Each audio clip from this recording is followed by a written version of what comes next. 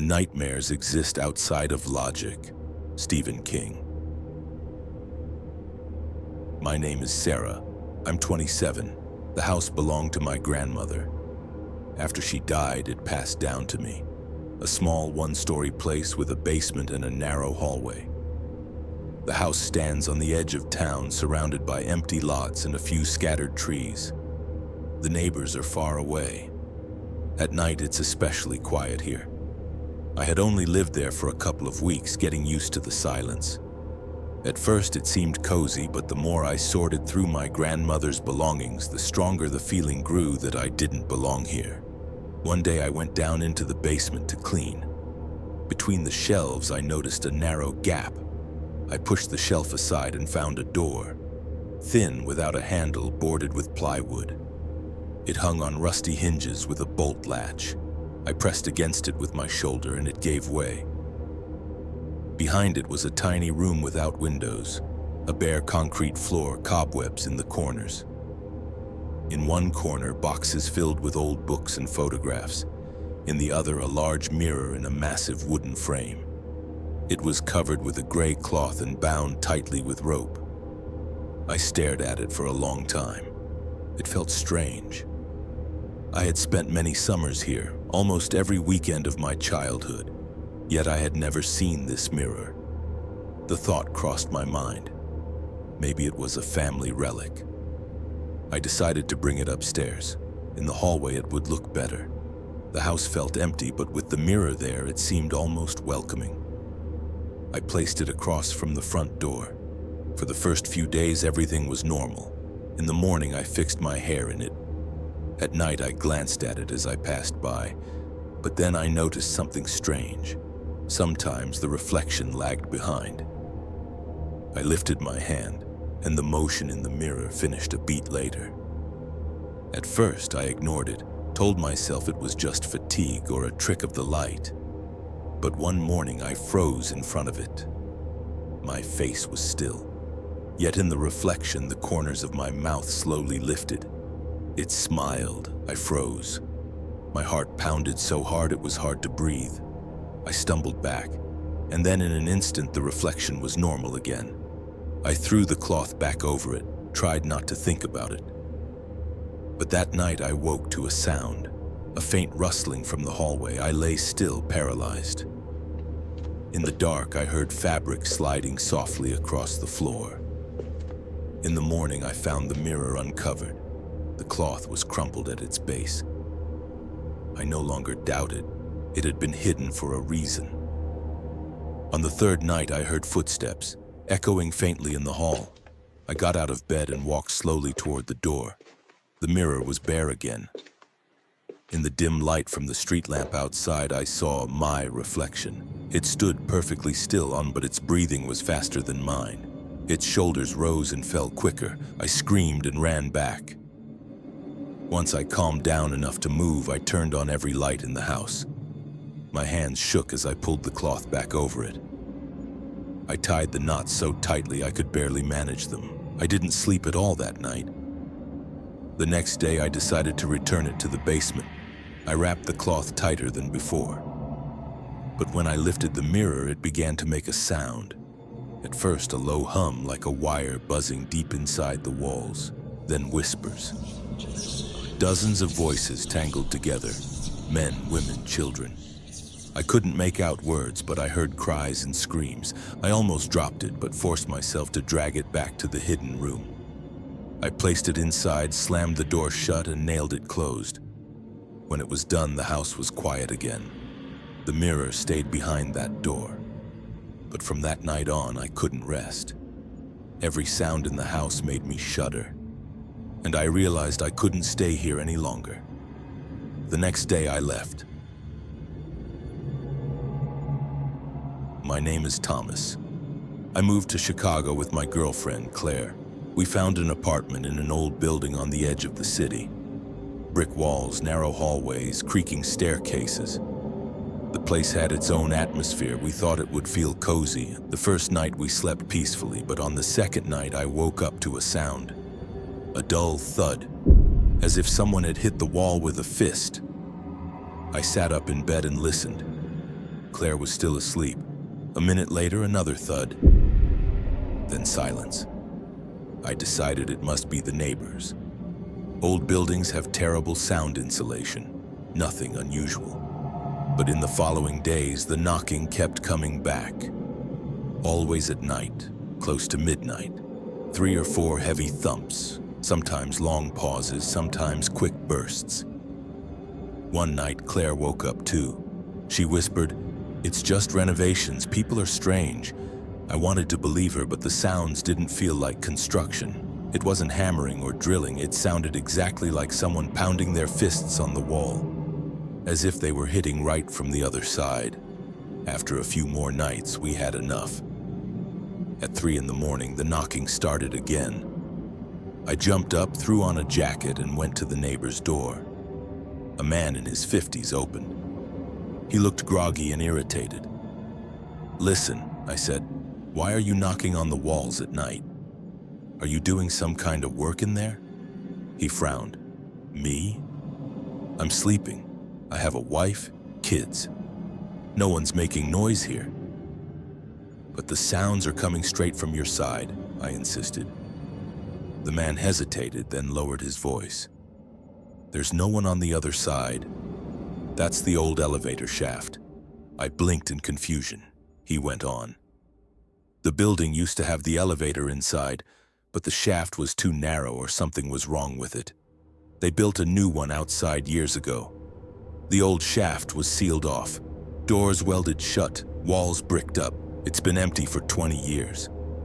A shiver ran through me. Claire squeezed my hand. We apologized and went back to our apartment. That same night, the knocking returned, but now we knew there couldn't be anyone there. I lay in bed listening. The knocks were rhythmic, almost expectant, as if waiting for a reply. Claire whispered, "Maybe. We should knock back." I stayed silent. She got up, walked to the wall, and tapped with her knuckles. The answer came instantly. 3 dull knocks, the same rhythm. Claire screamed. I froze. We kept the lights on until morning. After that, the knocks grew more frequent. Sometimes we heard them faintly even during the day. At night, they were louder, more insistent. One evening, I came home to find Claire pale, sitting on the bed with red eyes. "There's something behind that wall," she whispered. "When I'm alone, it knocks longer." I heard scraping, like something moving in there. I'm terrified. She burst into tears. I wanted to comfort her, but the words caught in my throat. For a week, we barely slept. The knocking was driving us insane. We called the building manager, but he only shrugged. "The shaft's empty. Old buildings settle, that's all." We knew he was lying. He didn't care what was happening in our apartment. The last night was the worst. At 2 in the morning, the noise exploded. Not just knocks, furious pounding. The wall shook. Plaster rained down onto the floor. Claire screamed. I tried to calm her, but the sounds grew louder. Low growls, harsh breathing. Something heavy was slamming from the other side, trying to break through. Chunks of plaster fell from the ceiling. A crack spread across the wall. I realized it was only moments before the wall collapsed. We ran into the hallway, the door slammed behind us. Suddenly, silence. The corridor was perfectly still. No neighbors came out. No one else seemed to hear it. We stood in the dark hallway, trembling, listening to the silence. One thing was clear: we could never live in that apartment again. At dawn, we packed what we could and fled to a hotel. This happened to me a few years ago in the fall. My name is Anna. At the time, I lived alone in a 1-bedroom apartment. The building was old, but the interior had been recently renovated. I loved that place. I had bought it after saving for years. My first real investment. It was quiet, cozy. But that evening changed everything. One night, I decided to record a short video for my sister. I turned on the camera on my phone, sat on the couch, shared a couple of updates, smiled. Then I stopped recording. Everything seemed normal, just like always. I often sent her little clips during the day. About an hour later, I played the video back. At first it looked fine, but at the very end I noticed a shadow. It flickered behind me on the left. At first I thought it was some kind of glitch, but the shape was strange. Almost like a person, a chill ran down my spine. It was terrifying, especially being alone in a silent apartment. I rewound and watched again. For just a second, there was a blurred, dark figure behind me. I tensed up. There was no one else in the apartment. I didn't have pets. The windows were shut. I grabbed the TV remote and turned it on just to break the ringing silence. My thoughts spun. What was that shadow? From where? I don't even believe in this kind of stuff. To test myself, I turned the camera on again, filmed a quick selfie video. When I played it back, my blood ran cold. Behind me in the kitchen stood a figure, tall, black, faceless. The image was blurred, as if the camera couldn't focus on it. I dropped the phone. I switched on every light in the apartment. Nothing. Empty rooms. But the feeling grew stronger. I was not alone. I called my sister, told her everything. About the recordings, about the shadow. She laughed, thought I was playing a prank. I sent her the clip. She texted back that she could see the figure, but still insisted it was just a camera glitch, or me messing with her. But I wasn't laughing. I sat on the bed staring at my phone. I wanted to delete the videos, but something stopped me. I launched the camera again, turned on the front-facing mode. The screen showed my face and the autofocus box instantly framed it. Just me, a blank wall behind. Slowly, I turned my head. In the corner of the room, dark, unlit, the phone detected another face. Another focus box lit up on the screen. I spun around. Nothing there. But the phone saw someone. Panic surged. I jumped, dropped the phone. It hit the floor, flickered, and went black. When I picked it up, the battery was dead, completely drained. Yet minutes earlier, it had been at 50%. I plugged it in. For a long time, it wouldn't turn on. When it finally did, I immediately called my sister and begged her to let me stay at her place. The next day, I returned only to grab my things. I didn't linger. My sister was waiting in her car outside. A week later, I listed the apartment for sale. I'm Michael, my wife Sarah, and our kids, Lily, she's 10, and Sam, he's 7, moved into a new house less than 2 weeks ago. We used to live in the city in a small apartment. We wanted peace and fresh air. This house in the suburbs looked perfect. A garden, a spacious living room, a basement, and a garage. Everything seemed calm. On the first day, we unloaded the boxes. Sarah went straight to the kitchen. Lily helped her while Sam ran from room to room. I decided to go down to the basement to check the pipes, the outlets. It was cool there, damp, and smelled of mold. In the far corner, I noticed a box, dusty with no labels. I carried it upstairs, thinking it was just junk. Inside were children's drawings, hundreds of sheets, most of them simple doodles. But on almost every page, there were strange figures. Black, stretched out, faceless. They surrounded houses, stood by doors, hovered over beds. "Look how strange they are," Sarah said, flipping through the papers. "Maybe a family with kids lived here before." Lily studied them with interest, but then frowned. "Dad, this looks just like our house. The same red doors like ours." She pointed at one drawing. On the page were steps and a red front door, and below, dozens of black figures. Sam giggled quietly, but then went silent too. I gathered the drawings and put the box in the closet, already thinking I needed to throw it away.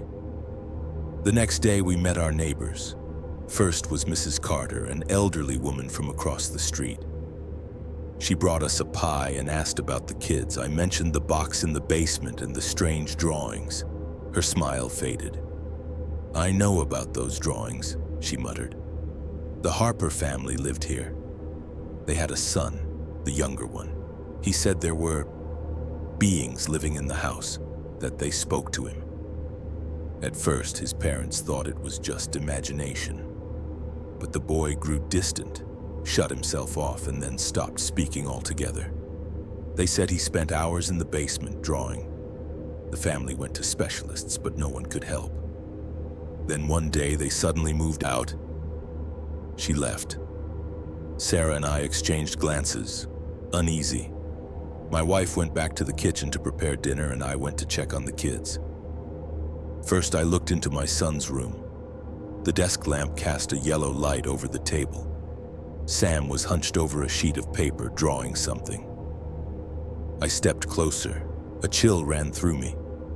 On the page were those same figures. Black, stretched out, faceless, standing in a half circle around a small human figure. Sam, what is this? Why are you drawing them? I asked. He lifted his head.